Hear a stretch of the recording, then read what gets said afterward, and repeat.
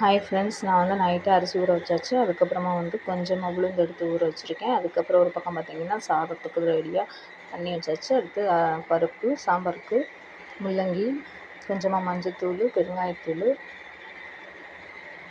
அதெல்லாம் சேர்த்து நம்ம வந்து அடுப்பை பற்ற வச்சு குக்கரில் வச்சாச்சு. அதுக்கப்புறமா பார்த்திங்கன்னா சாம்பாருக்கு தேவையான வெங்காயம் நல்லா வதக்கிட்டு